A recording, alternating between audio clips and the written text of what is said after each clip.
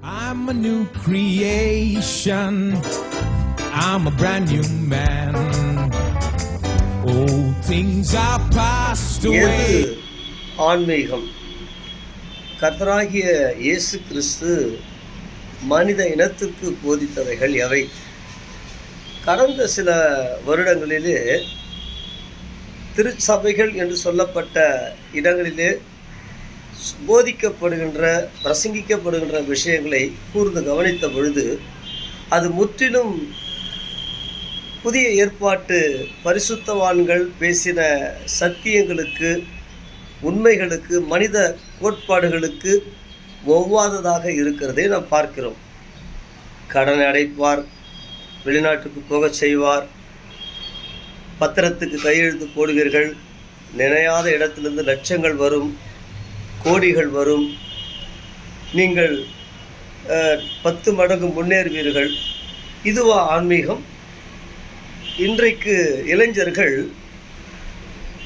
Cinema நடிகர்களின் பின்னே, அரசியல்வாதிகளின் பின்னே எப்படியாவது நாம் பணத்தை சவதரித்து கொள்ள வேண்டும் என்று ஓடுகிற இளைஞர்கள் சபைக்குள்ளே வந்த பிற்பாடும் அதே சினிமா பாணியிலே கூத்து, கும்மாளம், அதே மாதிரி உயர்வாய், லட்சங்கள் வரும், கோடிகள் வரும், வெளிநாட்டிற்கு செல்வாய், புதிய காரு வாங்குவாய், புதிய வீடு கட்டுவாய்.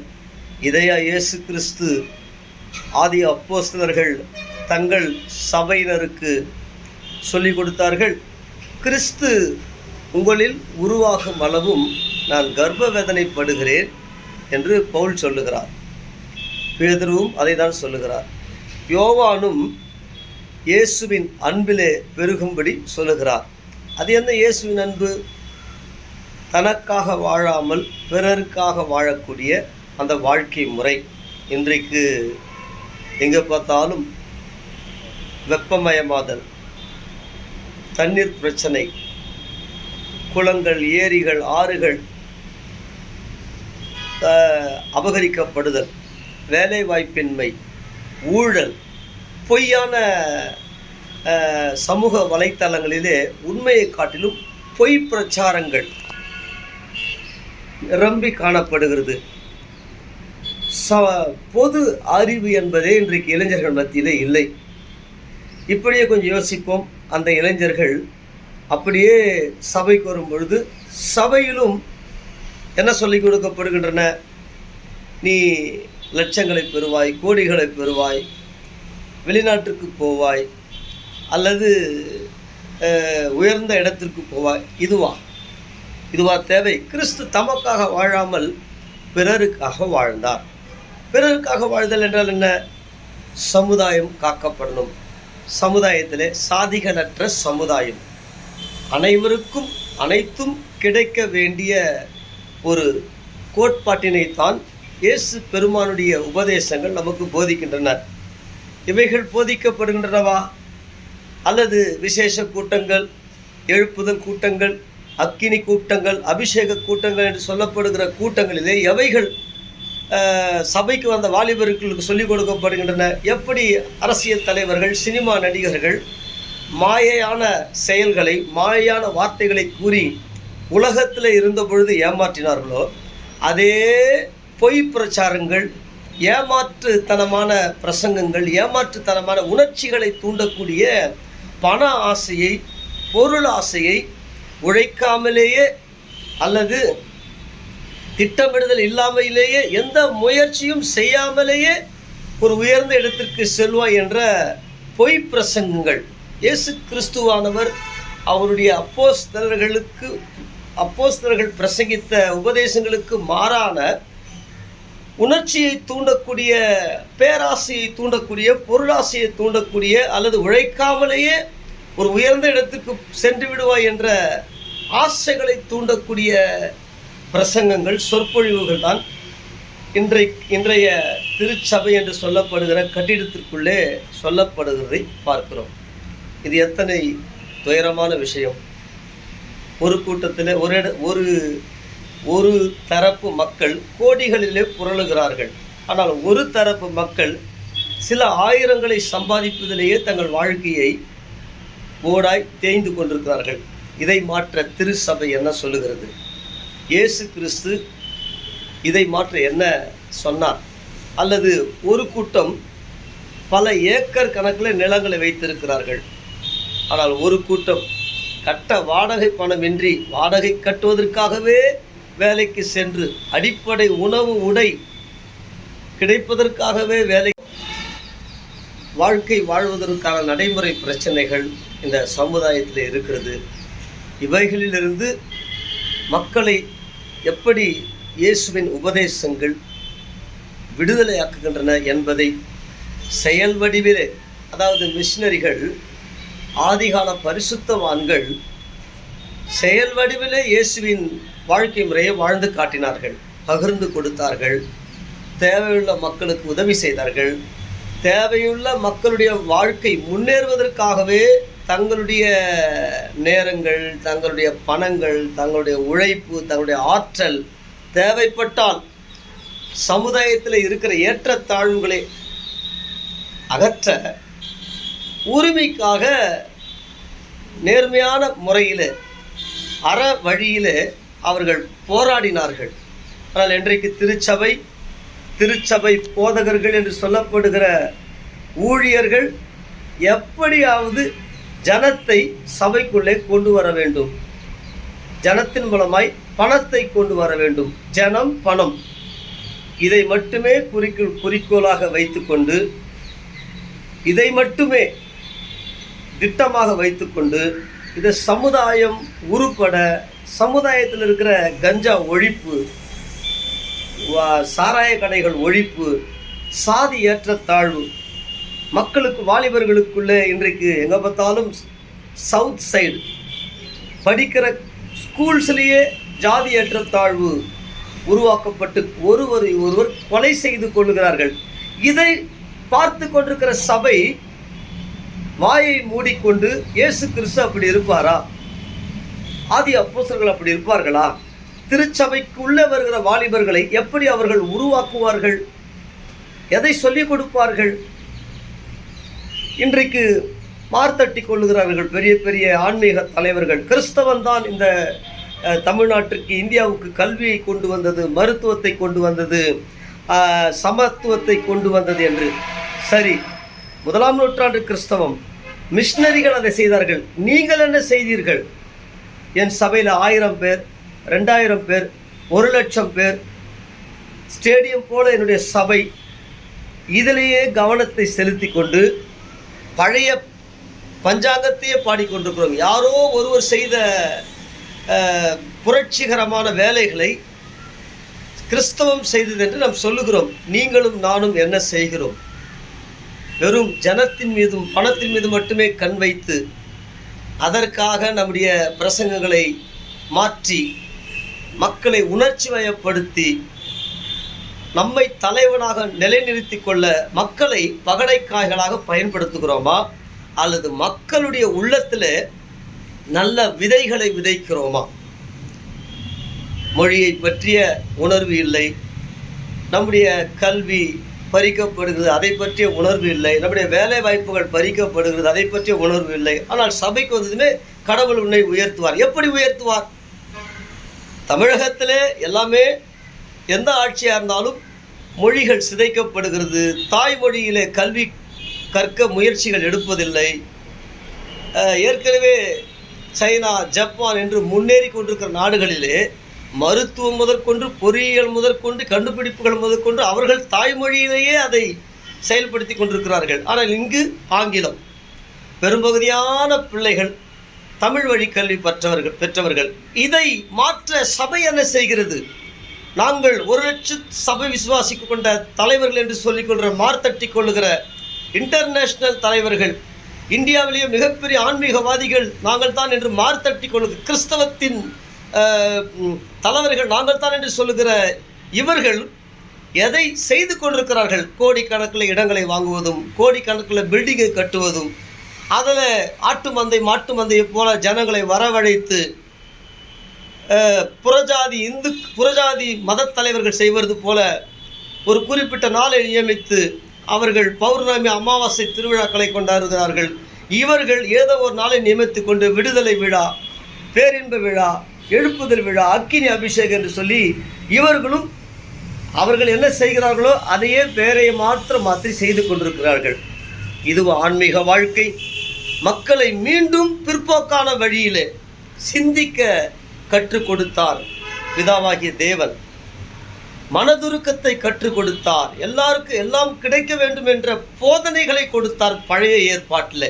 அதற்காகவே தசமபாக சிஸ்டத்தை கொண்டு வந்தார்.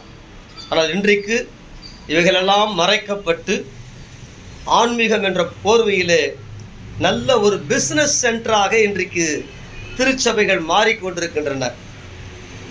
மெயின்லைன் சபைகளை பார்த்து குறை சொன்ன ஆவி இல்லாத சபை, மாம்சத்துக்குரிய சபை என்று சொன்ன பெந்தகோஸ்து தலைவர்கள் இன்றைக்கு பிஷப்புகளாக, போப்புகளாக பட்டங்களை வாங்கி கொண்டு, அங்கிகளை மாட்டிக்கொண்டு இன்றைக்கு நாங்கள் ஆவிக்குரிய சபை, பரலோகவாசிகள் என்று மார்த்தட்டுகிறார்கள். இவர்களும் மக்களை பற்றி யோசிப்பதில்லை. தங்களை பற்றியும் தங்கள் குடும்பத்தை பற்றியும் தங்களுக்கு பிற்பாடு சேர்த்து வைக்கப்பட்டிருக்கிற சபையின் சொத்துக்கள், தங்கள் பிள்ளைகள், தங்கள் பேரப்பிள்ளைகளை வழியே போக வேண்டும் என்ற இவைகளிலேயே தங்கள் மனதை செலுத்தி கொண்டிருக்கிறார்கள். மக்களுடைய வாழ்வாதாரமோ மக்களுடைய சிந்தனைகளோ இன்னும் மதத்தின் பேரில் அடிமையாக்கப்படுகிறது. இது வேதனை. ஆன்மீகம் என்றால் என்ன என்பதை இயேசுவினிடத்தில் கற்றுக்கொள்வோம்.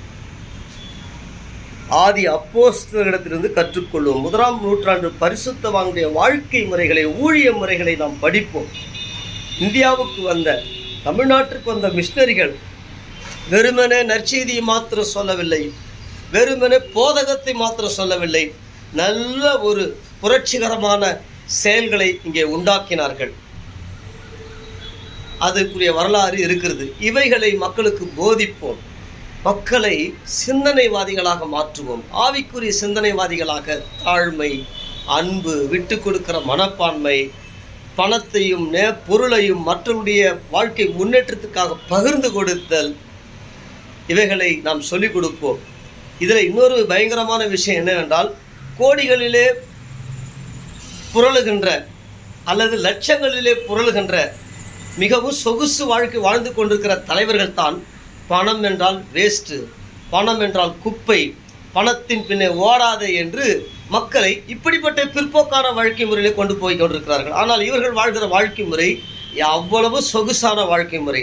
வெளிநாட்டு பயணங்கள், வெளிநாட்டு ஹோட்டல்கள், உயர்ந்த ரக சாப்பாடு, உயர்ந்த ரக வாழ்க்கை முறை. ஆனால் மக்களுக்கு போதிப்பதோ பரலோகம்தான் முக்கியம், பணம் இல்லை, பணம் தேவையில்லை. ஆனால் இவர்கள் எல்லாவித வசதி வாய்ப்புகளோடு வாழ்ந்து மக்களை முட்டாள்களாக்கி கொண்டிருக்கிறார்கள். இது ஆன்மீகம். உன்னை போல் பிறனை நேசி என்றார் இயேசு. ஆதி அப்போஸ்தலர்கள் அதை வாழ்ந்து காட்டி போதித்தார்கள். 1ஆம் நூற்றாண்டு பரிசுத்தவான்கள், இந்தியாவுக்கு வந்த மிஷனரிகள் அதை தங்கள் வாழ்க்கையிலே வாழ்ந்து காண்பிக்கிறார்கள். கல்வி சாலைகளை உண்டாக்கினார்கள். இன்றைக்கு தெருக்கள் தோறும் பிசினஸ் சென்டர் போல கொட்டாய் சபைகள் உருவாக்கப்படுகிறது. எதற்கு? மக்களை சேர்க்க, ஜனத்தை சேர்க்க. ஜனத்தை சேர்த்து எதற்காக? தன்னை ஒரு பெரிய ஆளாக காட்ட. ஆனால் அவர்கள் கல்வி சாலைகளை உருவாக்கி இலவச கல்வி, இலவச மருத்துவம், ஒன்றுமே முடியாத மக்களுக்கு தூக்கி விடுகிற வேலையை செய்தார்கள். ஆனால் இன்றைக்கு எங்கே பார்த்தாலும் தெருவுக்கு 4 சபை. ஆனால் இருக்கிறவர்களோ ஒடுக்கப்பட்டவர்கள், ஒன்றும் தெரியாதவர்கள். அவர்களை இன்னும் ஒன்றும் தெரியாத மக்களாக மாற்றுகிறார்கள். அபிஷேகம், வல்லமை, அக்கினி இறங்குகிறது, இப்பொழுது நிரப்புது, இப்படியெல்லாம் பொய்களை சொல்லி ஆடி மாதத்தில் இந்துக்கள் சாமியாடுவது போல மக்களை பைத்தியகரமான கிறிஸ்தவத்தை போதித்து வேதத்துக்கு ஒவ்வாத வழியில் இன்றைக்கு சபைகள் செல்கிறதை, தலைவர்கள் செல்கிறதை, முக்கியமாக ஊழியர்கள் தன் பிள்ளைகளை, வாலிபர்களை வழிநடத்துவதை பார்க்கிறோம். சிந்தனை செய்வோம். ஊழலற்ற சமுதாயம், சாதிகளற்ற சமுதாயம், அனைவருக்கும் அனைத்தும் கிடைக்கக்கூடிய சமுதாயம், அனைவருக்கும் ஒரே விதமான கல்வி, அனைவருக்கும் நல்ல வேலை வாய்ப்புகள், தொழில் வாய்ப்புகள், அனைவருக்கும் அனைத்தும் கிடைக்க வேண்டும் என்ற சிந்தனை மட்டுமே பிதாவினுடைய சிந்தனை, இயேசுவினுடைய சிந்தனை, ஆதி அப்போஸ்தலருடைய சிந்தனை. அதற்காகவே தங்கள் வாழ்க்கையை இழந்தவர்கள் ஊழியக்காரர்கள் இன்றைக்கு முழு நேர ஊழியர்கள் என்று சொல்லிக்கொண்டு பணத்தின் பின்னே, பணக்காரர்களின் பின்னே, யார் ஸ்பான்சர் செய்வான் என்று வெளிநாட்டுக்காரர்களின் பின்னே இன்றைக்கு ஓடிக்கொண்டிருப்பதை, அல்லது எப்படியாவது பணக்காரர்களை பிடித்து பணத்தை தன் பாக்கெட்டுக்குள்ளே கொண்டு வர வேண்டும், தன்னுடைய சபைக்குள்ளே கொண்டு வர வேண்டும் என்ற பிரசங்கங்கள், ஆசை வார்த்தைக்குரிய பிரசங்கங்கள் தான் இன்றைக்கு மேலோங்கி நிற்கின்றன. இது பரிதாபம். இது ரொம்ப நாள் நீடிக்காது. மக்கள், சிந்தனைவாதிகள், பகுத்தறிவாளர்கள் இன்றைக்கு ஆன்மீகம் என்றால் என்ன என்பதை பார்த்து கொண்டிருக்கிறார்கள். இந்து மதத்தின் ஆன்மீகம், இந்து மதத்தினுடைய கொள்கைகள், வாழ்க்கை முறை, தற்கால கிறிஸ்தவ மத தலைவர்களுடைய பிரசங்கங்களும் அவருடைய வாழ்க்கை முறையும், அங்கே செல்கிற மக்களுடைய வாழ்க்கை முறையும் எவ்விதமாக உயருகிறது என்பதை பார்த்து கொண்டிருக்கிறார்கள். எனவே இயேசு குடியிலிருந்து விடுதலை கொடுப்பது உண்மைதான், போதையிலிருந்து விடுதலை கொடுப்பது உண்மைதான். இது இயேசு இல்லாமலேயே எத்தனையோ புறஜாதி மக்கள் நேர்மையானவர்களாக எந்த உலக பாவங்கள் செய்யாமல் வாழ்ந்து கொண்டிருக்கிறார்கள். இதைவிட மேலானதை சொல்லிக் கொடுத்தார் இயேசு. அதை மத்தேயிலிருந்து வெளிப்படுத்தின விசேஷத்திற்கு பார்க்கிறோம், பழைய ஏற்பாட்டிலும் பார்க்கிறோம். அதை மாத்திரம் சொல்லிக் கொடுப்போம். உணர்ச்சி வயப்பட்ட பாடல்கள், உணர்ச்சி வயப்பட்ட கூத்து, கும்மாளம், ஆட்டம், அபிஷேகம் என்ற போர்வையில் இறங்குது. தோனி நான் கண்மூடி ஒருத்தர் சொல்கிறாரு, நீங்கள் பத்திரத்துக்கு கையெழுத்து போடுகிறதை பார்க்கிறேன், நீங்கள் ஃப்ளைட்டில் போகிறதை பார்க்கிறேன். இதுவா ஊழியம்? இதுவா பிரசங்கம்? நீங்கள் வீடு கட்டுவதை பார்க்கிறேன். அதுக்கு இயேசுவே தேவலை. திட்டமிட்டு உழைத்தால் பணம் வரும், பணத்தை சேமித்து ஒரு இடத்தை வாங்கலாம், வீட்டை கட்டலாம். இதுக்கு இயேசுவோ தீர்க்க தரிசனமோ தேவையில்லை. இப்படிப்பட்ட மலிவான இழிவான போலி கிறிஸ்தவ ஊழியங்களை அடையாளம் கண்டு வேதத்தை வாசித்து அதை நாம் மனதில் வைத்து மற்றவர்களுக்கு சொல்லிக் கொடுப்போம். மக்களை சிந்திக்க வைப்போம்.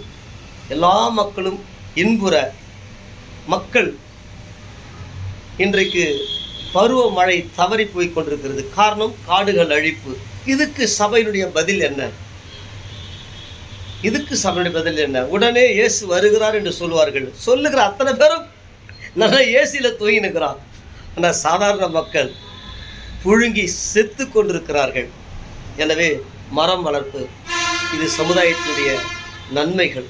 அதை சபை செய்ய வேண்டும். ஏரி குளங்களை தூர்வார்கள், அதை சபையாய் சென்று செய்ய வேண்டும். பிளாஸ்டிக் ஒழிப்பு, கஞ்சா ஒழிப்பு, எல்லா வாலிபர்களும், பெரும்பகுதியான வாலிபர்கள் இன்றைக்கு இவைகளுக்கு அடிமைகளாக இருக்கிறார்கள். இவைகளிலிருந்து இயேசு கிறிஸ்துவின் நாமத்தில் சமுதாயம் மறுரூபப்படணும். அதற்கு ஒத்துழைக்கிற, அதற்கு காரணமாக இருக்கிறவர்களை மக்கள் அடையாளம் காணணும். அரசியல் தலைவர்களை அடையாளம் காணணும். எது உண்மையான மக்களுக்காக உழைக்கிற அரசியல் தலைவர்கள் யார் என்பதை மக்கள் அறிஞ்சு கொள்ளணும். முக்கியமாக சபைக்கு வர பிள்ளைகளை அறிஞ்சு கொள்ளணும். அரசியல் அறிவு இதெல்லாம் சேர்ந்தது தான் ஒரு ஆன்மீக வாழ்க்கை. கடவுளை அறிவது, மக்களை நேசிப்பது, சமுதாய மறுரூபமாக்கப்படுதல், இதுதான் உண்மையாக ஆன்மீகம். மற்றபடி ஆட்களை சேர்த்து தம்பட்டம் அடிப்பது வெறும் மதவாத சக்திகளுடைய சிந்தனை. மதத்தை வைத்து பிழைப்புவாத சக்திகள் இவர்கள் இறைவனுக்கு அருவருப்பானவர்கள். சிந்திப்போம், செயல்படுவோம், இயேசுவின் உண்மை மார்க்கத்தை வாழ்ந்து காட்டுவோம். ஆமென்.